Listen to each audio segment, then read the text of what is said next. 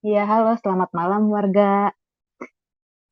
Perkenalan dulu kali ya. Aku Anita yang hari ini akan memandu sesi arisan tentang mencari peluang bisnis online. Selamat datang, baik yang untuk yang baru datang di Discord atau yang udah lama join.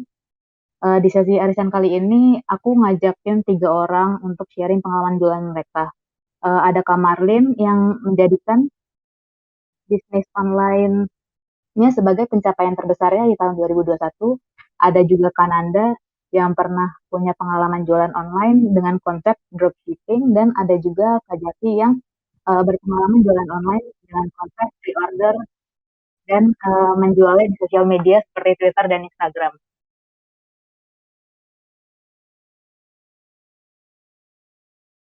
Buat teman-teman lain yang ingin bertanya atau yang mungkin mau berpendapat, bisa ditulis di kolom di channel entrepreneur ya. Sekarang mungkin kita mulai aja kali ya ke Kak Marlin. Halo Kak Marlin, udah open mic. Halo, Halo, apa jelas? kabar Kak Halo Marlin? semua. Gimana hari ini? Baik-baik. Jelas ya suara saya? Jelas-jelas. Jelas, oke oke. Halo semua. Eh,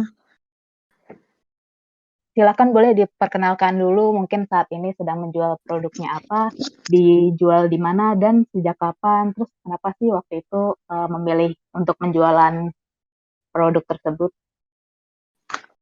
Oke. Halo semua. Nama saya Marlen. Sebelumnya mau disclaimer dulu ya. Maksudnya di sini saya nanti mau sharing-sharing. Bukan bukan berarti saya maksudnya usahanya udah bisa ditiru atau gimana gitu ya. Maksudnya sebagai contoh yang baik atau gimana. Cuma sharing pure sharing pengalaman gitu. Karena saya juga ngerasa saya juga masih merintis gitu ya. Jadi mungkin semoga yang saya sharingin hari ini bisa apa ya, bisa bermanfaat gitu buat teman-teman di sini gitu ya. Karena mungkin di sini juga teman-teman Pak saya baca di ini ya udah pada jualan online juga kan gitu ya gitu. Disclaimer dulu sebelumnya. Oke, perkenalan, nama saya Marlen. Saya tuh punya online shop. Jualannya tuh di marketplace, di Tokopedia dan di Shopee. Eh, Jualannya dari kapan sih? Jualannya tuh saya sebenarnya kalau misalnya lihat di Tokped atau Shopee saya, itu tuh dari 2018 sebenarnya. Awal mulanya ya, ini cerita dulu lah sejarahnya. 2018, kenapa sih masuk ke dunia online gitu? Saat itu tuh 2018 saya tuh baru married sama suami saya. Jadi saya pikir tuh kayaknya kalau jualan online bisa jadi side hustle yang mungkin akan nanti bisa jadi main hustle kita gitu. Karena kan suami masih kerja, saya juga masih freelance gitu ya. Jadi 2018 itu saya start jualan online. Produknya apa sih? Produknya tuh barang-barang kebutuhan rumah tangga kayak misalnya panci gitu, panci-panci stainless, sendok-sendok stainless, barang-barang rumah tangga, mau peralatan kamar mandi seperti itu lah ya. Kenapa jualannya itu? Karena kebetulan kita punya channel suppliernya di situ gitu. Jadi kita oke lah kita coba di situ. Nah, cuma memang karena apa sih awalnya tuh kita memang side hustle aja gitu kan ya.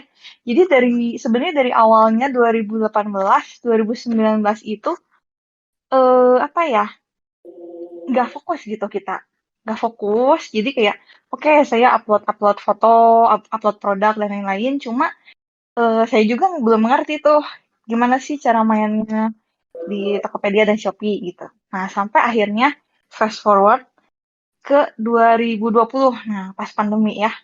Pas pandemi itu karena di rumah aja gitu kan. Terus kerjaan saya juga karena freelance design gitu ya. Kerjaan sedikit. Jadi, nah otomatis jadi lebih ngefokusin di online ini. Dan waktu itu kan kita sering di rumah aja nih ikut berbagai webinar gitu. saya cobain tuh ikut macam-macam webinar, mulai dari webinar gimana caranya jualan di marketplace gitu kan. Terus salah satunya juga ikut webinarnya Bang John juga ya, yang isinya tentang oke dorong supaya apa side hustle lagi nih gitu. Oke, dari situ di tahun 2020 itu akhirnya saya lebih ngefokusin lagi gitu si online shop ini. Ngefokusinnya gimana? Oke, sudah saya ikut webinar marketplace. Nah, di situ saya banyak dapet insight lah gitu. Gimana sih caranya jualan? Gimana sih caranya pasang iklan? Atau nggak misalnya bahkan judul produk itu harus gimana, foto dan lain-lain. Nah, di situ oke saya jadi improve lagi marketplace saya gitu ya. Terus puncaknya tuh pada akhir 2020. Jadi pada akhir 2020 itu saya coba endorse seorang influencer yang wah terkenal lah, mungkin kalian tahu gitu ya. Eh oke saya cobain deh endorse. Nah, begitu endorse itu wah bener-bener sih pas gitu ya. Pas nih endorse dia, pas follow. Mungkin apa ya produk saya itu cocok gitu sama target marketnya dia ya. Sama followersnya dia gitu kan. Jadi itu wah gila itu penjualannya naiknya sangat drastis sampai kewalahan gitu kan. Itu posisinya saya tuh lagi apa ya? Masih nyewa di apartemen, terus gudangnya juga apa? Gudangnya juga masih di kamar sebelah yang kecil ya kan ada dua kamar, jadi kamar satunya jadi gudang gitu kan. Gara-gara orderan dia tuh wah gila udah itu sampai semua barang-barangnya tuh apa? Ngepackingnya kan masih sendiri juga tuh. Sampai barang-barangnya tuh ke apa living room ke area tengah gitu kan wah pokoknya udah kayak susah jalan gitu tuh nggak makanya dari situ di 2021 itu kenapa pencapaian karena akhirnya gara-gara itu ya start dari situ lah ya bisa nyewa gudang gitu nyewa gudang buat ngegedein si online shop ini gitu karena tadinya ya itu tadinya sih cuma ya iseng-iseng lah ya gitu eh itu sih mungkin ya singkatnya gitu ceritanya. Jadi sampai di 2001 akhirnya sampai sekarang udah nyewa gudang, udah pindah gudang gitu ya. Ya puji Tuhan sih berjalan gitu. Mungkin itu dulu ya ceritanya. Dan dulu Jelasin. kenapa bisa kepikiran untuk nge-endorse influencer tersebut? Nah ini juga sebenarnya mungkin apa ya? Mungkin ada ya timingnya tepatnya hokinya pas saat itu gitu. Itu juga saya juga bingung ya. Karena si influencer ini tuh sedang nge nge nge review suatu dia tuh biasanya tuh pakai gelas ini gitu ya. Suatu saat itu si gelas tuh pecah dan itu saya punya barangnya gitu.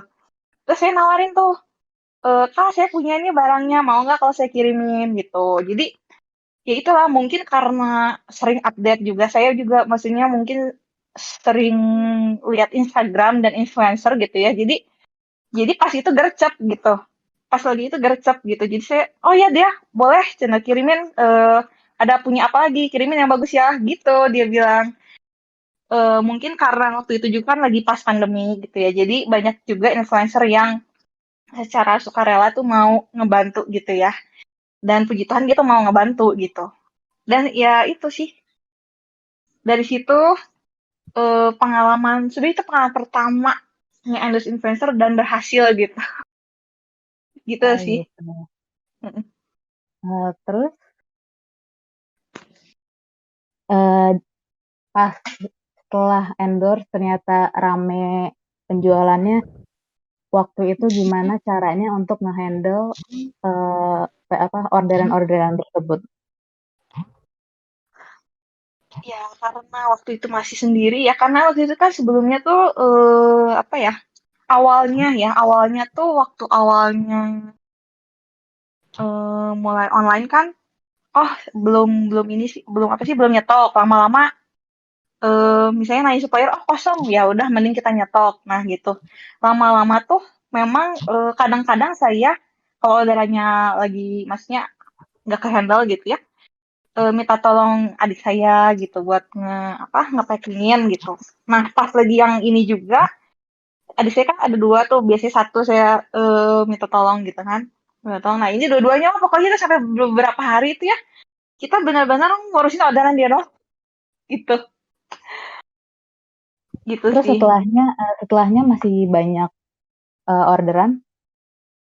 Nah setelah udah kan suruh tuh ya, setelahnya enggak.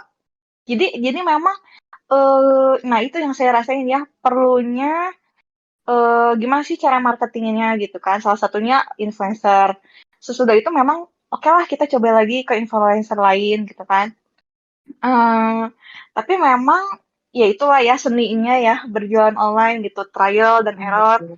Ke beberapa influencer itu enggak, jangan gitu kan. Maksudnya mungkin oke orang lihat follow, cuma maksudnya untuk closing beli enggak gitu. Kayak gitu sih. Jadi nggak konstan gitu ya, nggak konstan dari di review dia langsung konstan terus enggak gitu. Jadi memang harus ada mungkin ya kita triknya gimana lagi gitu. Mau endorse, mau promo, mau yang lain-lain gitu. Kalau untuk saat ini gimana perkembangan bisnisnya, Kak? Kalau saat ini sih gimana ya? Kalau misalnya sekarang sih sebenarnya lagi stabil ya. Stabil cuma memang kalau misalnya ya biasalah kalau misalnya tanggal kembar gitu kan, tanggal kembar atau ada promo itu pasti ikutan ikutan naik gitu. Kalau seudah itu pasti nurun. Nanti pas kayaknya ya orang kan pasti kita juga sebagai pembeli juga kadang-kadang kan gitu ya nunggu nunggu tanggal kembar gitu. Nah, nunggu promo gratis ongkir, ongkir RP0 gitu kan. Gitu sih. Berarti sama ya, semua penjual merasakan hal yang sama kalau misalnya lagi tanggal kembar, pasti rame-rame nyantar kalau misalnya udah Iya, setelah itu baru sepi lagi. iya, iya betul. Soalnya saya Terus juga Kak, kan ada grup grup penjual grup, gitu ya. Jadi kadang-kadang lagi sepi nggak sih? Ya memang lagi sepi gini. Jadi kita ya ada sih sharing-sharing gitu juga. kalau misalnya di grup penjualan itu awalnya nemuin grup itu dari mana? Dari saya waktu ikut webinar tentang marketplace itu ya, tahun 2020 itu gitu. Jadi ada grupnya. Jadi misalnya ada yang mau nanya-nanya sesama seller gitu bisa sih. Jadi misalnya Oh kita gitu. curhat, bukan ya selain curhat gitu misalnya, ini kalau pembeli gini mending gimana gitu. Nah itu ada sih untungnya ada support group kayak gitu. Gitu. Jadi tuh untuk Mm-mm. teman-teman yang mau mulai jualan online mungkin bisa eh, ikut-ikut webinar dulu untuk cari-cari insight atau Ya, cari-cari info biar lebih matang gitu ya. iya betul. Terus kalau misalnya untuk tadi kan ini ya nyewa nyari pegawai. Itu kalau misalnya dari Iya. Kamarin sendiri cara mencari pegawai yang mungkin terpercaya itu gimana sih? Nah kalau yang terpercaya biasanya nyari pasti dari kenalan-kenalan gitu ya. Soalnya eh kebetulan kalau yang admin packing sekarang tuh dari suami saya ada punya kenalan lah gitu. Jadi ya lebih terpercaya walaupun maksudnya kita emang nggak bisa percaya 100% ya, cuma paling nggak kita tahu di kerjaan yang sebelumnya oh performanya begini gitu, jadi kita juga oke yakin bolehlah coba orang ini gitu, ditawarin mau oke, jadi kerja gitu di kita. Kalau dari teman-teman di sini nih warga ada yang mau bertanya mungkin ke Kak Marlin. Oh, mau tanya dong. Apa Ya tuh? Ini boleh. siapa? Eh, ini kan lagi ngomongin peluang nih. Menurut kakak, lebih milih jualan barang yang kita senangi atau yang emang dibutuhin orang banyak gitu? Nah itu mengenai jualan apa sih peluang apa menurut saya ya kayaknya semua semua tuh ada pasarnya gitu. Maksudnya mau barang yang kamu suka mungkin ada orang lain juga yang suka kan gitu, atau orang yang lain yang nyari, maksudnya, barang yang orang lain cari, itu juga pasti ada pasarnya gitu kan. Nah kayak misalnya itu salah satu challenge juga gitu, kayak misalnya nanti challenge-nya beda sih. Kalau misalnya barang yang kamu senengin, barang yang kamu bikin sendiri atau bukan itu? Sandwich. Kalau pizza Sandwich nggak? bikin sendiri maksudnya. Jadi yang benar sandwich apa? Eh, halo? Ada lagi teman-teman yang mau bertanya atau Tadi mana ya Isan? orangnya? Temen-temen aku kayak gini doang. Aku kayak gini. Oh, ininya dari jauh. Toppingnya apa aja toppingnya? Jambu. Jambu. Ini Halo jambu. teman-teman. Halo? Tadi yang kayaknya Lanjut, mana ya? lanjut. Gila. Isan udah jelas belum jawabannya? Belum. Atau Tadi masih kurang? maksudnya halo? Daging. Halo? Iya. Tadi yang nanya itu barang jualan yang yang kamu suka itu barang maksudnya bikinan sendiri atau gimana itu? Siapa lagi? Oh iya, sorry. Tadi sempat keputus soalnya. Oke, gimana? Jadi mungkin contohnya kayak ada orang kan biasanya kan sekarang lagi ngehits tuh jualan merch K-pop gitu. Nah, biasanya kan orang-orang dari awalnya kita suka tuh, misal si A nih suka merch K-pop gitu. Cuma kan emang nggak selalu rame ya, maybe ya. Gak pakai baju kok. Tuh. Ya udah lepas aja. Pakai kaos dalam kan? Hey. Ini ada yang bocor ya suaranya. Halo, ini ada Kak Niken ya Kak ya, yang kayaknya bisa kedengeran suaranya. Ya, oke, lanjut. Merch K-pop. Nah, jadi memang kalau misalnya sebenarnya menurut saya semua barang tuh bisa dijual, bahkan kita suka lihat nggak sih misalnya barang-barang, ih apa sih barang nggak jelas, misalnya suka ada yang kayak merch kayak action figure isinya kosong tapi kan ada aja yang beli gitu. Sebenarnya itu tuh gimana kita ngejualnya sih. Nah itu juga memang seninya menjual. Jadi misalnya barang-barang yang umum, nah kalau barang yang umum misalnya kayak saya ya, panci apa gitu mau di-branding kayak gimana sih gitu. Estetiknya misalnya sendok painless gitu kan. Cuma nah itu gimana caranya kita bisa jual eh supaya supaya laku. Maksudnya gimana ya?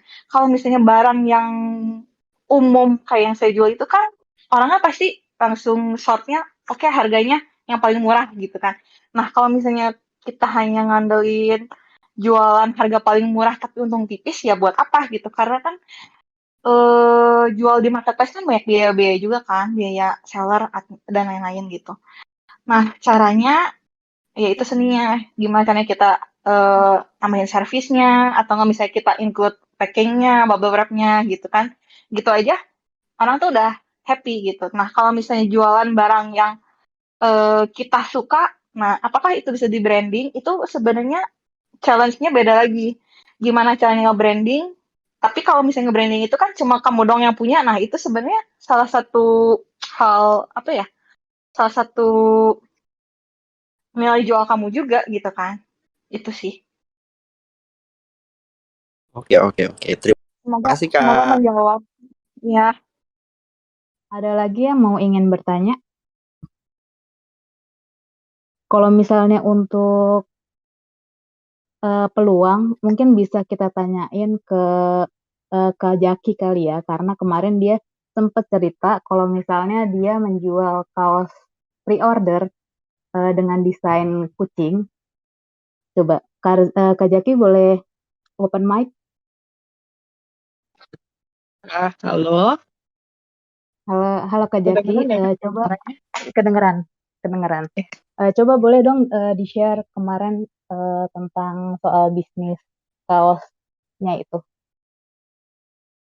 Oh ya, jadi sebelumnya kenalan dulu ya teman-teman dari Growth Space. Salam kenal, namaku Arzaki Indira, tapi biasa dipanggil Jaki. Dan aku asalnya dari Sidoarjo. Eh, jadi dulu tuh saya emang pernah jualan kaos. Eh, Saya jualannya saya promosinya lewat Instagram sama Twitter. Terus jualannya tuh kapan ya? sekitar bulan Oktober 2020 gitu. Kenapa saya jual itu? Waktu itu latar belakangnya adalah kucing liar di gang saya itu lagi berisik banget karena musim kawin. Nah, ini berisik banget sampai bikin susah tidur gitu lah mereka tuh. Terus saya tuh pengen nge-steril mereka. Kalau pernah tahu istilah TNR, Trap Neuter Release, jadi itu kucing tuh ditangkap dulu, terus disteril, terus dilepas liarkan kembali. Nah, tapi waktu saya survei harga steril di Sidoarjo, uang uang saku saya tuh nggak cukup. Waktu itu kan awal-awal pandemi ya, uang saku tuh dipotong gitu. Nah, terus saya ini cari ide, enaknya cari dananya gimana ya. Terus pernah sih nyoba buat jualan pakai sistem dropship, cuman kurang srek karena apa ya? Karena dropship tuh kan kita beli misal ke marketplace-nya terus dikirimin ke pembeli ke apa namanya ke customer kita atas nama toko kita gitu. Apa ya, kurang srek karena nggak bisa di packaging atau dikasih sesuatu yang khas gitu loh dari kita gitu. Terus akhirnya saya ingat saya tuh punya kenalan di Twitter dulu tuh dia tuh dulu sering rescue kucing gitu, dan cara dia galang dana itu dia jualan macam-macam, pernah bikin wet food homemade gitu, terus juga pernah buka pre-order kaos. Terus dari pre-order kaosnya itu saya mikir kayaknya ini bisa deh, karena saya sendiri juga kan nggak ada modal tuh. Terus kayaknya pre-order ini bisa, jadi kan orang kalau pre-order kan pas minimal bayar DP dulu gitu. Nah, DP-nya itu kan bisa dipakai buat pesan kaosnya dan packaging dan lain-lain, terus tinggal kita kirim gitu. Jadi tetap dapat duitnya dan tetap bisa kita kasih produknya gitu dengan modal yang minimal. Makanya saya pilih jualan kaos itu. Terus Ya. kalau soal desain kaosnya sih waktu itu awalnya bingung mau dikasih gambar apa ya kaosnya gitu. Terus kan saya nggak pengen nih kalau curi-curi gambar orang atau nanti takutnya kena copyright atau nanti ditegur. Terus akhirnya udah saya gambar-gambar sendiri aja gitu. Gambar agak ngawur gitu lah.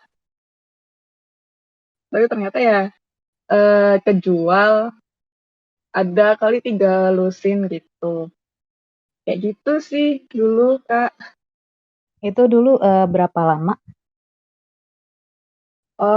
Berapa lamanya?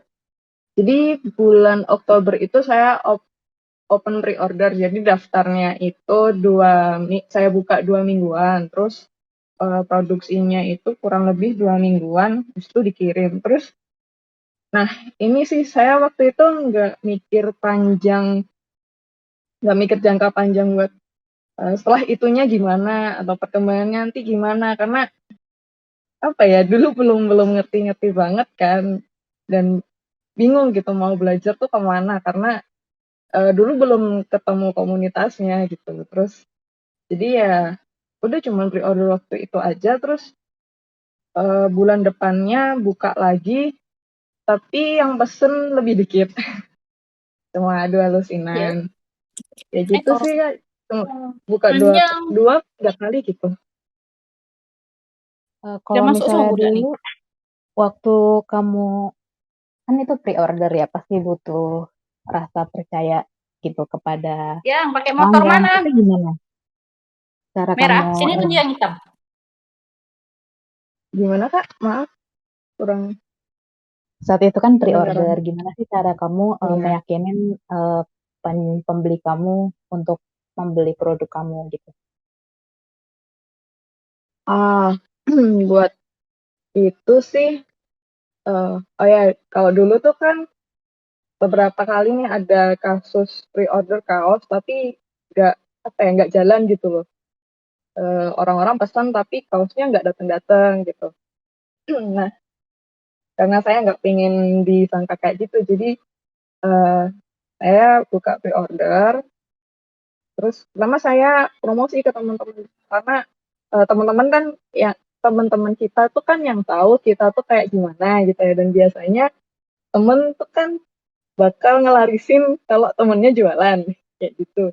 Jadi saya promosi ke teman-teman, terus ke Twitter, ke Instagram, terus buat membangun kepercayaannya, pokoknya setiap ada yang pesan itu saya kasih update, misal eh, apa namanya, kaosnya udah masuk ke konveksinya nih, saya bilang, saya update atau saya chat gitu, chat pribadi sama apa, bikin di story, bikin di tweet gitu.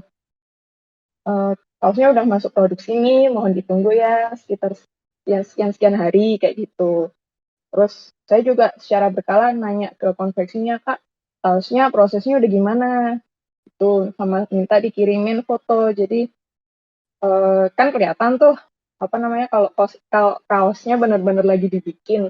Nah, itu juga fotonya saya share. Jadi orang-orang tuh tahu, oh mereka pesen dan beneran dibikinin gitu. Terus waktu saya kirim juga saya kasih resinya, terus gitu sih Kak. Dulu jualannya pakai akun pribadi atau akun khusus gitu nggak sih?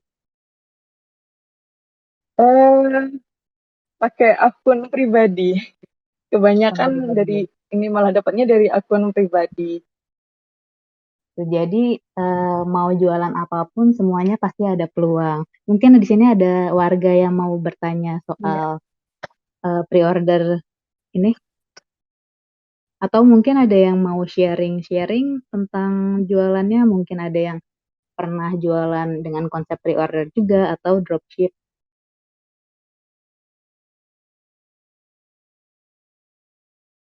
Kayaknya di entrepreneur kita lihat tadi belakang ini ya lagi jualan ini ya. Oh iya, coba di sini ada Kak Jennifer nggak? Oh enggak. Ada. Aku mau tanya boleh nggak? Silakan. Boleh.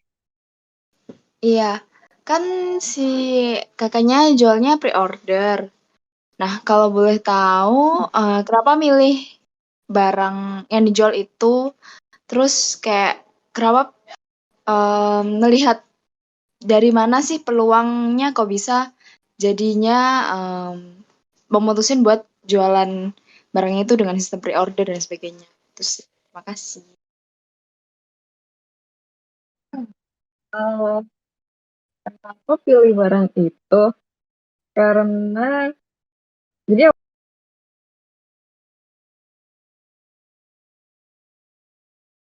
Halo, ini suara Ya, ya.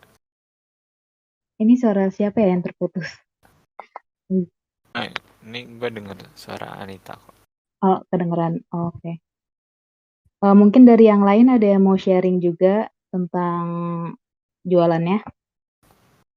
Dari Sofi tadi kita belajar kalau misalnya dia mencari peluang dari anaknya yang membutuhkan buku-buku ya. Terus kemudian dia jual dari info soal yang jual buku-buku impor gitu. Lalu ada aja kan yang beli. Pasti setiap eh, penjual produk apapun yang dijual pasti akan ada pasarnya. Mungkin dari yang lain ada yang mau sharing lagi. Tadi ada Kak Nancy mungkin mau sharing yang lagi jualan juga. Atau Kak Stefani. Tadi itu Kak Nancy udah open mic.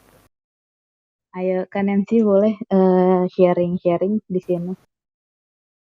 Oh iya, ketahuan ya udah open mic ya. Oke, kalau aku jualannya apa ya? Pertama-tama aku pernah jualan masker juga tuh pas zaman-zaman awal pandemi ya. Cuma Mm-mm. udah skala kecil gitu. Jadi kita beli masker yang udah jadi, yang udah ada desain. Cuman yang beli juga teman-teman dekat doang gitu. Jadi eh, target target ke banyak orang gitu kayaknya nggak bisa. Habis itu jadinya nggak habis gitu kan. Maskernya ini nggak habis dan nggak berjalan lagi gitu. Terus akhirnya itu aku bareng sama temanku gitu, jadi join bareng. Akhirnya karena nggak berjalan lancar, aku main sendiri ya, jualan makanan, kue gitu kan, kue uh, brownies gitu. Awalnya sih sebenarnya bukan mau jualan gitu, cuman sekedar hobi aja. Tapi ada temenku, sahabatku gitu, yang suka ngeliat postingan aku bikin kue gitu. Terus tiba-tiba dia nanya, "Eh, bikin kuenya kapan lagi? Mau beli dong," katanya gitu. Nah, dari situ ya aku mikir gitu kan, apa ya bisa gitu dijual dijual ke orang banyak gitu kan. Tapi dari situ sih aku jadi kayak percaya diri gitu. Percaya diri, akhirnya sampai sekarang aku masih jualan, cuman enggak rutin gitu, apa, jualnya. Karena aku kan juga kerja, maksudnya ada pekerjaan tetap, jadi yang megang juga cuman aku doang. Itu, apa ya, kendalanya biasanya, eee, yang beli tuh itu-itu aja gitu. Jadi nggak bisa luas juga orang yang mau beli ke aku gitu. Aku juga udah taruh di online shop juga susah sih, karena yang handle aku doang gitu kan. Paling masalahnya kayak gitu doang sih, nggak rutin Yang jadinya. kalau yang brownies ini berarti dia sistem pre-order gitu ya? Eh Pre-ordernya paling apa ya, pemesanannya misal hari ini besok udah jadi sih kayak gitu doang. Jadi aku nggak apa sistem PO lama gitu. Kalau Kumpulin dulu misalnya, pesanan-pesanan ya, gitu, enggak. oh nggak ngumpulin dulu, berarti ada orderan masuk besok langsung dibuat gitu. Iya, iya betul. Ada yang mau ditanyakan nih soal bisnis kuliner online mungkin. Kalau misalnya dari Kanensi ini dulu promosinya di mana? Promosinya maksudnya pas udah aku jualan ya. Aku Iya. promosinya paling cuman di Instastory, di Instagram sama WhatsApp sih, gitu doang. Oke, terus ada lagi yang mau sharing di sini? Tadi ini nih, Guri udah Ayo, sharing-sharing juga nih dia. Bisa nggak Guri sharing? ayo Kak Guri. eh jadi aku jual merch ini sih, Animal Crossing. Kalau tahu itu Merchnya kan apa? gamenya kan booming kan ya pas awal pandemi. Mm-mm. eh Animal Crossing. Jadi cukup jadi sasaran empuk. Buat misalnya kayak sebenarnya aku bikin merch itu awalnya tuh cuman kemotivasi karena ya ini sih butuh duit, karena kayak pas eh soalnya pas waktu itu jadi kan awal pandemi aku tuh dipecatkan dari kerjaan aku, jadi tuh aku sama sekali nganggur gitu berapa bulan gitu nggak ada kerjaan gitu kan. Jadi kayak at the same time ini kan Animal Crossing lagi booming banget gitu, terus aku juga main gamenya, terus aku kayak aku tuh pengen beli merch ya, kan aku kebetulan kan di Jepang gitu kan. Aku pengen beli official merch-nya tapi kayak ya lama kok membosankan sekali gitu loh. Jadi kan aku pengen terus aku cari di apa nih ya di Etsy terus yang di online gitu juga terus kurang gitu loh menurut aku gitu kan. Jadi kayak aku kayak awalnya cuman kayak aku tuh pengen bikin jadi tuh Animal Crossing itu kayak pasti istilahnya kan kayak banyak kayak villager nih gitu.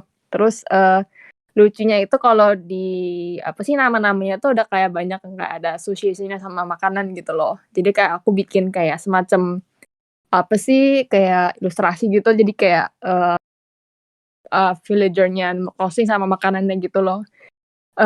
Terus kalau di sini itu aku apa ya? Aku mulai promosiinnya itu dari Reddit sebenarnya. Karena Reddit itu kayak online forum gitu. Jadi kayak kalau di Indo tuh mungkin kayak Kaskus gitu deh ya. Kalau di sini kalau di luar itu yang paling gede sih tuh Animal Crossing waktu itu forumnya awalnya di Reddit.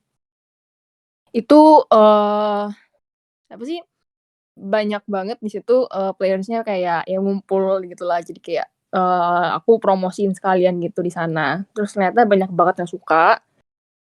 Jadi aku awalnya gambar dulu gitu loh, aku gambar dulu. Terus kayak ada yang nanya, "Lu bikin nggak stiker atau kayak postcard print gitu?" Terus gue kayak ya juga ya, gitu loh bikin kan akhirnya awalnya aku bikin stiker dulu gitu, bikin stiker terus ada yang kayak aku tuh ada beberapa desain tuh yang aku suka, personally aku suka, terus aku bikin merch jadi gantungan kunci gitu. Akhirnya jadi gantungan kunci. Jadi cuma beberapa aja gitu sih. Iya. Heeh. Apa itu? Gimana? Siapa tuh bocor? Oke, halo.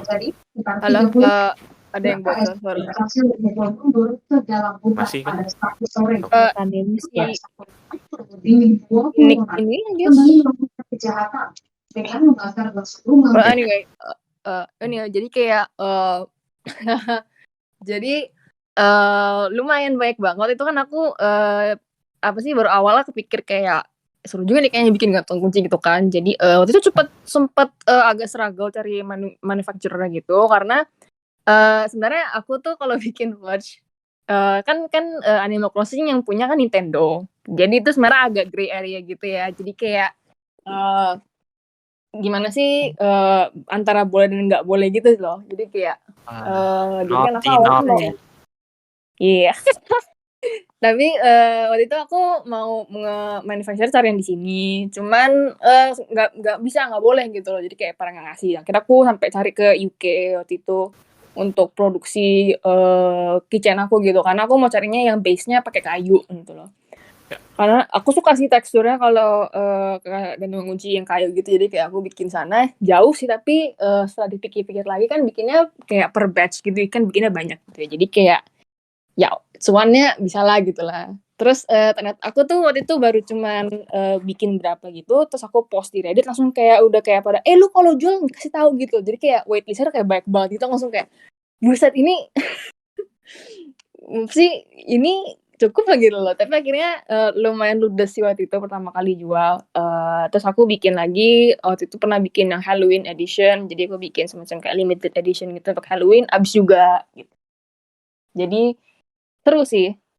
Jadi kayak aku cukup terbantu banget karena aku jual merch. Jadi kayak lumayan aku ada duit lah ya gitu loh untuk hidup gitu. Begitu. Nah, itu yang juga gue penasaran sih buat masalah copyright gitu. Itu lu bisa jelasin lagi nggak gimana lu menghadapinya itu loh biar ya inilah ngeles-ngelesnya gitu loh. Kalau Nintendo itu sebenarnya salah satu, jadi kayak Nintendo sebenarnya kayak Disney gitu ya. Jadi kayak mereka tuh sangat protektif banget sama IP-nya mereka. Tapi menurut aku sih selama lu bikin merch yang nggak terlalu wah banget gitu loh, kayak kalau di Etsy kan ada yang sampai bikin misalnya kayak 3D model, terus ada yang kayak bikin mugs, bikin apa ya t-shirt gitu kan. Terus ada yang bikin phone case juga gitu. Selama kalau aku sih tetap I keep it kayak low profile gitu loh. Jadi karena again kayak ya pasti Nintendo ini sih kayak lacak juga, cuman kayak karena kan banyak gitu kan seller, apalagi di Etsy itu kan kayak banyak banget gitu loh di Etsy. Jadi kayak kalau aku sih cuma keep it low profile aja gitu loh. Jadi kayak aku ya bikin merch iya, tapi nggak sampai yang kayak sampai fokus banget bikin macam-macam gitu ya enggak gitu loh. Gitu sih. Oke, ya. Dan kalau gue lihat juga lu gambar ulang lagi lah ya dengan style lu sendiri juga. Iya, soalnya aku lihat banget di Etsy tuh banyak banget yang kayak ini, jadi tuh bener-bener kok ya cuman nge-trace aja gitu loh dari apa sih official material dari si Nintendo gitu loh. Gitu. Ya masih ada usaha lah ya, jangan Tidak langsung usah. blok ambil. Yoi. Balik lagi ke Anita ada mau tanya ke Guri, silakan. Kalau aku sih nggak ada. Mungkin warga ada yang mau nanya ke Kak Guri. Mumpung siapa tahu ada yang mau jualan juga di luar, lagi merantau. Boleh open mic kalau misalnya mau bertanya atau mau sharing juga. Iya, aku mau tanya nih. Apa itu? Halo. Halo ya. Halo. Halo. Halo. Yes. Kak, mau nanya dong, Kak. Iya. Ini keseluruhan ya sebenarnya. Jadi di tahun 2020-2021 tuh sempat ada keinginan punya usaha sendiri dan itu berbentuk homemade, baik itu berupa selimut homemade yang kayak dirajut manual pakai tangan, tapi bukan yang modelnya tipis-tipis yang bahannya tebal, ataupun kayak handcrafting semacam dreamcatcher tapi yang bentuknya bukan dreamcatcher kayak seperti pohon gitu tapi memang semuanya handmade. Sampai waktu itu udah niat banget sampai bikin desain brand sendiri sampai sudah pokoknya udah terniat banget sampai minta dibikinin sama salah satu teman untuk bikin logonya juga. Tapi di tengah jalan keberanian buat buka usaha sendiri tuh hilang gitu.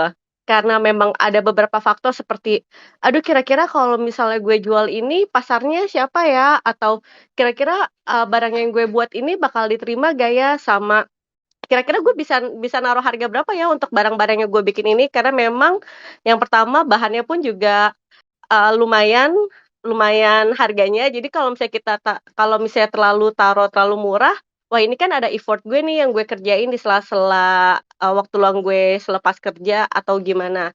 Nah mau tanya aja ke teman-teman yang memang usahanya homemade, seberapa lama sih teman-teman tuh bisa punya kepedean dan keyakinan buat jual apa yang dibikin sendiri seperti itu? Lalu consideration apa yang harus diperhatikan untuk menentukan harga, lalu untuk menentukan target market dan lain-lain. Karena jujur sampai sekarang walaupun sebenarnya semuanya udah well prepared di standar gue gitu, tapi masih belum ada keberanian buat jualan seperti itu. I see. Kalau aku satu kuncinya kepepet karena aku butuh duit. Simply say. The power of kepepet ya, Kak? Kalau udah kepepet duit apa aja aku lakuin gitu loh. Tapi kayak satu hal lagi mungkin bisa kamu cek di Etsy karena tuh Etsy tuh surganya handmade sih ya. Jadi kalau misalnya memang mau nentuin harga, aku nggak tahu sih ya kalau misalnya market kamu orang Indo atau orang luar. Tapi kalau misalnya luar negeri, aku sih suka cek Etsy untuk base reference aja mereka pasang harga berapa gitu loh. Tapi kalau di Indo, of course nggak bisa sama ya. Soalnya kalau kunci aku tuh standarnya murah untuk orang luar negeri, tapi buat orang Indo mahal. Nah, itu juga. Karena kan bikin tuh pakai effort ya, Kak. Apalagi kita pasti kan untuk bikin homemade kayak semacam handcraft itu kan kita mengerahkan segala daya dan upaya istilahnya ya untuk membuatnya itu. Jadi memang sampai sekarang jadi maju mundur. Udah bayar desain jadi sia-sia istilahnya sampai sekarang pun belum kepake apa-apa padahal desain untuk produknya juga udah jadi gitu. Itu sih Kak, itu berapa lama Kak Guri bisa menemukan keberanian buat jualan itu? Iya, aku malah keberanian jual karena ya kepepet duit. Kalau mau ngomong jujurnya, ya aku butuh duit makanya aku mesti jual. gitu sih. Oke. Aku sih karena ini sih ya sebenarnya kalau misalnya ngomong jujur ya aku kepepet karena memang harus butuh duit maka harus jual, tapi at the same time kalau aku karena kalau dalam niche marketnya aku Animal Crossing itu merch-nya tuh dikit banget yang bagus gitu loh, jadi aku tuh pengen bikin sesuatu yang kayak gimana ya, kalau buat aku karena kan aku nih termasuk merch ya, jadi bukan original gitu kan ya, jadi kalau aku tuh karena aku tuh pengen bikin sesuatu merch yang gimana sih yang bikin orang tuh suka gitu loh, jadi kayak gimana ya, istilahnya kan kayak di Etsy tuh baik banget tuh merch Animal Crossing dari apa sih, the sea of those merch gitu. Aku tuh pengen bikin sesuatu yang kayak gimana yang bikin your heart to all warm and fuzzy gitu kalau aku ya. Jadi aku bikin ya kayak gitu loh. Gitu. Jadi begitu sih. Yes. Jadi ini ya Guri ya, jual barang apa yang kamu mau beli ya. Iya, yes. Jadi tuh aku tuh pengen jual merch yang aku tuh mau pakai juga sendiri gitu loh. Jadi kalau pakai konsep kayak gitu, kalau misalnya aku jual merch pasti juga ada orang yang bakal beli gitu loh. Karena lu kan juga suka gitu loh dengan desainnya dan lu juga suka gitu loh. Jadi bagus gitu loh. Jadi kayak at least bikinnya yang sesuatu yang kayak lu pun juga pakai gitu loh. Gitu sih. Kayak yang kayak Devon bilang gitu. Nah ini masalahnya Kak, akhirnya karena aku nggak pede, barang-barang yang akhirnya aku cuma buat untuk hadiah. Jadi misalnya ada orang terdekat aku ulang tahun atau ada special occasion, aku buat jadi kayak semacam persembahan dari hati. Istilahnya kadang aduh bingung deh kayaknya bingung celah buat jualnya kemana gitu. Ya ini tapi kayak mungkin kamu bisa coba ini sih jual di Etsy mungkin, karena kalau aku marketnya sama sekali nggak ada yang orang Indo. Karena tapi coba aja sih Etsy karena nggak tahu gimana gitu. Ya siap, makasih banyak infonya Kak Guri. Iya sama-sama. Aku Mungkin boleh dari tambahin teman-teman nggak yang nih? lain boleh, siapa itu? Siapa nih? Debbie. Iya, yang pertanyaan tadi mungkin karena banyak ya yang kayak aku nih nemuin sesuatu yang oke banget dari bahan yang oke banget dan barangnya itu oke banget, tapi aku takut ngejual karena takutnya orang-orang nggak terima karena harganya lah atau apa. Nah itu mungkin bisa diakalin ya, kayak tes aja dulu, tanya-tanya ke orang-orang, kalau kamu dengan ini beli ini mau nggak ya kira-kira? Terus juga bisa tanya diri kamu yang kayak Kak Devon bilang, kira-kira aku segini harganya mau nggak ya? Terus lihat kompetitor kayak harga-harga barang yang setipe, seproduk lain dengan kualitasnya beda-beda, terus harganya sini dihitung juga. Oh, ternyata markingnya itu kayak gini loh, kayak gitu. Itu dipelajari sih. Terus dari segi promosi juga bisa di apa ya nih? Di highlight. Kenapa kok kamu pasang harganya segitu? Karena mungkin bahannya bagus banget, tahan lama, terus dijamin apa gitu misalnya kan bisa. Nah, itu sih yang mungkin perlu yang bisa disiasati kalau misalnya memang benar-benar pengen jualan dan pengen coba jual itu sih. Thank you. Iya, terima kasih Kak Debbie. Dari teman-teman yang lain Nambahin sama tanya juga dong. Kak Marlin mau nambahin. Halo? Ya. Halo. Iya, aku mau nambahin ya soal pertanyaan tadi, gimana sih caranya dia padahal udah ready semua, tinggal beraninya aja gimana. Aku sering ngomongnya ke teman aku yang ada kayak gitu juga, dia udah ready cuma gimana ya gitu, gue takutnya gini takutnya gitu. Pertama, gue ada 2 hal nih. Pertama, harus berani.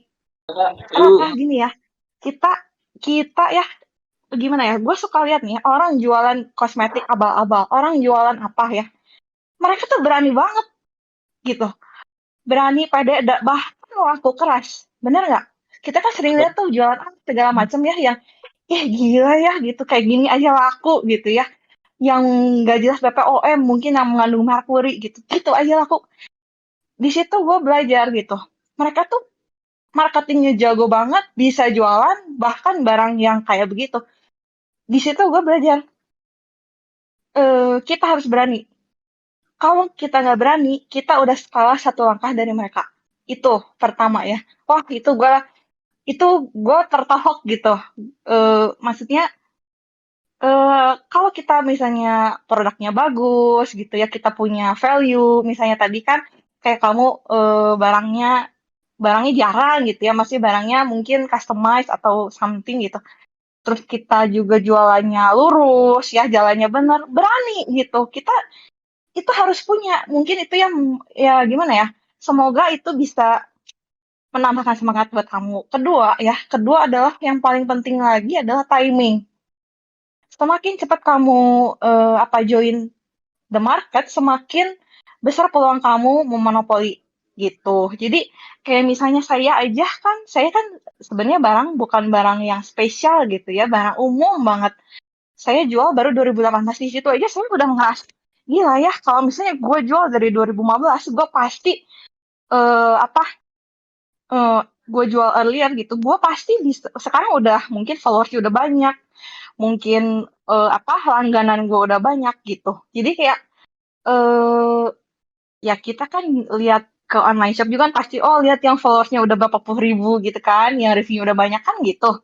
Di situ gue ngerasa kalau misalnya gue lebih dulu join, gue pasti sekarang udah growth-nya udah wow gitu. Jadi itu sih 2 poin penting. Semoga kamu lebih berani lagi ya.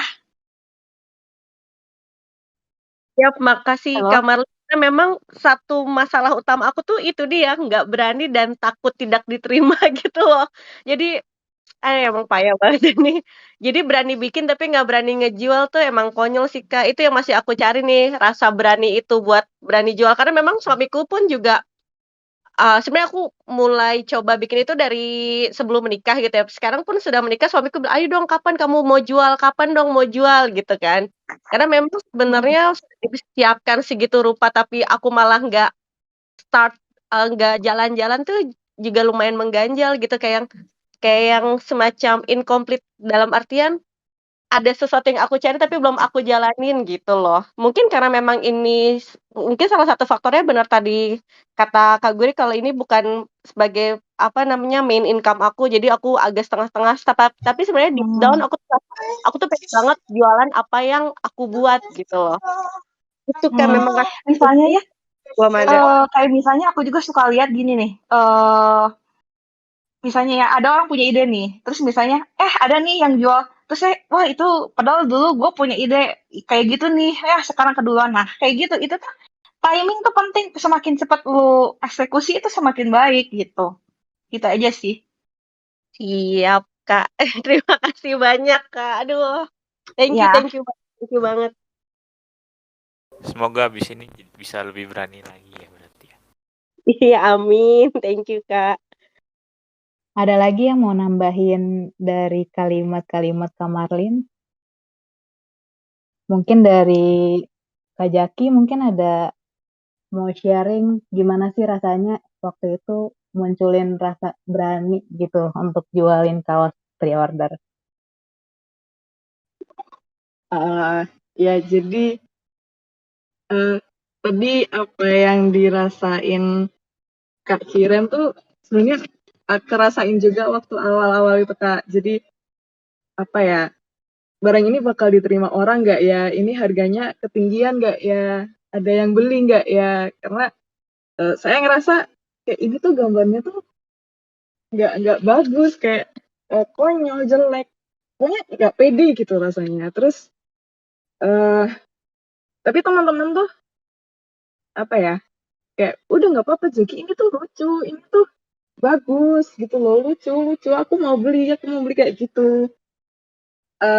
Saya juga ingat dulu tuh saya pernah dengar pokoknya orang jualan tuh sebenarnya selalu ada pasarnya kok. Setiap toko selalu ada penjualnya. Setiap barang apapun pasti ada yang suka. Nah, dan menurutku apa ya? Apa yang Kak Kiren mau jual ini sebenarnya unik banget gitu. Dan bisa dipasarkan mungkin ke ibu rumah tangga atau ya itu tadi kayak Kak Kiren jadiin kado buat orang terdekat. Nah, itu kan juga bisa gitu. Jadi kado buat orang terdekatnya orang lain gitu. Misal ngadoin buat nikahan atau ngadoin anak anak bayi atau orang ulang tahun kayak gitu. Apa ya? Ya, bener kata Kak Marlen tadi sih, yang penting pertama tuh berani dulu gitu. Karena kalau nggak berani, kalau dipikirin terus, kalau takut-takut ya apa ya, nggak mulai-mulai gitu sih. Iya benar, makanya aku udah hampir 2 tahun nggak mulai-mulai ini apa yang coba aku mulai. Iya Kak, ya itu sih yang penting berani dicoba dulu aja. Pokoknya mulai dulu aja, ntarnya gimana bisa dipikirin nanti gitu. Pasti ada pasarnya kok Kak. Siap. Terus Makasih ini Kak. aku juga mau tambahin karena yang benar tadi kalau takut harga mahal itu sebenarnya hal yang apa ya? Bisa diselidiki lebih lanjut karena kan nggak mungkin dong kualitas bagus tapi harganya mau semurah mungkin gitu. Jadi emang semuanya itu sebenarnya ada pasarnya sendiri, ada target marketnya sendiri. Nah itu bisa belajar lebih lanjut sih kayak. Jadi kita harus di define lah nanti profil customernya itu kayak gimana yang mungkin bisa mau beli barang kamu kayak gitu. Dan dan bener juga yang diomongin kakak yang lain tadi. Yang penting pede dulu. Kalau kamu aja nggak pede, orang customer juga nggak pede beli juga jadi ragu beli barangnya. Kalau kau pede sama barang kamu ini pasti berhasil kok. Terus ada di bayangan, maksudnya ada di benak kamu terus. Aduh pengen deh, kujual kayaknya bisa. Tapi kalau gitu-gitu aja kan kayak nggak ada yang dibuktiin gitu. Jadi karena sekarang nothing tulus, coba aja dulu gitu. Itu aja. Oke, siap. Makasih banyak Kak Devi. Ya, ya belajar itu target customer bawa kayak gitu. Itu penting. Ya. Iya, Oh ya siap. Kak, aku mau nambahin. Mungkin kalau Kakak takut kemahalan, misal nih Kakak mau jualnya harganya mahal. Nah, sekalian aja apa ya, dibikin premium gitu. Misal Kakak Kakak jual selimut gitu kan. Packagingnya misal dibikin premium, kayak dikasih kardus atau dikasih thank you notes, kayak gak cuman plastik aja gitu. Jadi ketika orang nerima barang pesanannya tuh kayak lihat Berarti packagingnya tuh, oh ini seneng, lucu gitu. ya, Kayak ya. apa ya, barang mahal, harga mahalnya tuh bisa termaafkan gitu. Iya, benar-benar Kak. Jadi memang packaging kita buat premium dulu, jadi biar berasa begitu nyampe juga kayak nggak nyesel belinya ya Kak, nggak kayak abal-abal. Benar. Atau misal dikasih thank you notes-nya tertulis tangan, atau apa ya, misal pesannya sangat pribadi, kita kan bisa menyentuh pembeli gitu. Menurut saya sih gitu. Siap. Ada lagi yang lain yang mau menanggapi atau ada sharing? Aku mau menanggapi sama mau tanya ke Kak Guri. Boleh. Oke, Yes. buat harga ya, di ekonomi ada kok yang namanya HPP. Jadi itu kakak hitung secara rinci, biar kakak juga nggak rugi gitu. Ada HPP-nya, ada berapa persen keuntungan biar kalau aku sempet nemu sih kayak tiap barang itu ada persentasenya gitu loh. Jadi kalau buat homemade itu berapa persen, buat makanan itu berapa persen, itu coba kakak pelajari biar nggak rugi gitu. Terus untuk Kak Guri, Kak, Makasih Kak itu kan, Atanti. iya, itu sampean kan belinya itu produksinya di luar ya? Ongkos kirimnya gimana? Kalau aku sih Kalau, karena ini sih ya, karena kan aku produksi banyak ya. Jadi aku ongkirnya udah gratis sih sama mereka. Kalau aku manufacturernya nah, sih. nah, ada tips-tipsnya nggak nih Kak? Sebenarnya kalau kita pingin eh tertarik nih produk keluar gitu kan, buat kan paling apa krusial kalau buat produk-produk ini kan ongkos kirim kalau beda negara kayak Hmm. gitu. Ada Hmm. saran-saran? Ongkos kirim ya. Kalau di Indo aku nggak tahu sih gimana, cuman kalau di sini itu gimana sih istilahnya kalau postal service itu mereka di sini ada tipe-tipe apa sih shipment-nya gitu ya, ada yang letter, ada yang apa sih kayak IMS gitu ya. Jadi kayak aku tuh biasanya kalau ke luar negeri itu selalu pakai yang namanya small packet gitu loh, karena untuk kirim ke luar negeri itu murah gitu loh. Dulu tuh aku kirim ke US cuman berapa ya dulu ya? $5 gitu, itu buat mereka kaget loh. Gila murah banget, like ya itu harganya cuma segini gitu loh. Justru buat mereka kalau buat luar negeri sih kalau masuk $10 gitu masih buat mereka masih lumrah gitu loh. Karena gimana ya, kalau orang negeri tuh udah punya ekspektasi kalau misalnya jual merch itu yang jualan bukan dari US, dari luar US misalnya ya pasti bakal segitu. Jadi mereka emang udah ada duitnya gitu loh. Sedangkan kalau di Indo ya kita juga tahu orang gimana kan, maksudnya masih mau yang mau ongkir murah, masih mau yang apa sih kupon voucher diskon gitu kan. Jadi ya aku emang nggak jual ke sana sih, kecuali kalau temanku ada yang mau beli sih ya aku sih ngisi jual tetap sih. Cuman kayak aku tuh misalnya ngomong tentang untuk jual ke luar negeri aja gitu loh, karena memang customer base aku kebanyakan dari situ semua. Tapi buat mereka tuh shipping fee $10 aja buat mereka masih kayak oke aja gitu loh. Gitu sih. Ada lagi Arianti yang mau ditanyain? Udah sih gitu aja. Cuma penasaran ongkos kirimnya gimana kalau di luar gitu. Ongkos sini soalnya murah sih. Aku justru bingung tuh kalau dari sini, ini yang paling bikin aku bingung ya. Kalau aku kirim dari sini ke Indo murah, tapi kalau aku kirim dari Indo ke sini mahalnya bisa 2 kali. Aku sampai kayak, hah serius? Tapi untuk di sini sih kayak gimana ya, masih termasuk murah sih kalau misalnya mau kirim keluar ya, karena beda sih. Kalau di Indo sih aku banyaknya lihatnya kalau nggak pakai IMS, pakai apa ya? Lupa sih, tapi kayak kalau buat customer luar negeri sih udah lumrah aja sih, jadi ya nggak apa-apa gitu loh. Karena mereka juga udah biasa kok gitu loh beli merch dari luar negeri, jadi ya fine-fine aja sih kalau misalnya apa sih ongkirnya agak mahal ya memang karena segitu gitu loh. Gitu sih. Ada lagi yang mau ditanyain teman-teman? Kalau nggak ada, mau lanjut ke Kananda. Kananda kemarin cerita kalau misalnya dia sempat usaha lewat sistem dropship. Coba mungkin bisa diceritain sistem dropshipnya kayak apa Kananda?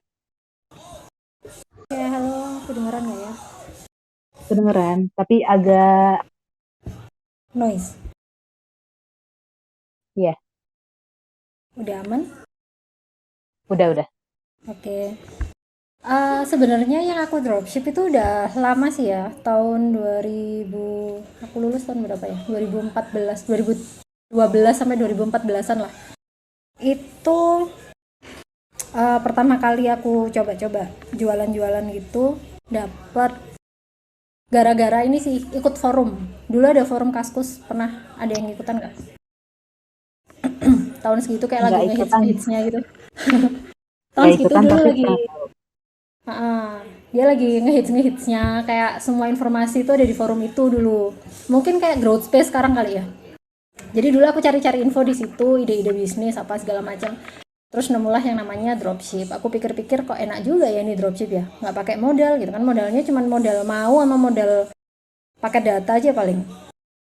Dan itu udah bisa jualan. Jadi kalau ada yang belum tahu, dropship itu jadi sistemnya kita ngeposting barang jualannya orang untuk kita jual lagi dengan nama toko kita. Nanti ketika ada orang yang pesen ke kitanya ini tinggal ngambil ke si supplier itu, terus suppliernya nanti bakal langsung ngirimin ke orang yang beli atas nama toko kita. Kebayang nggak? Kayak gitu sih. Jadi kan itu enak banget ya, kayak nggak perlu modal, aku nggak perlu nyetok barang, kayak minimal banget risiko. Jadi menurutku kalau untuk dropship gitu itu awal yang oke untuk orang-orang yang pengen nyoba jualan tapi dengan keterbatasan modal misalnya, atau belum berani ambil risiko tinggi, itu belajarnya lewat dropship menurutku oke banget sih. Dan dulu lanjut dulu aja.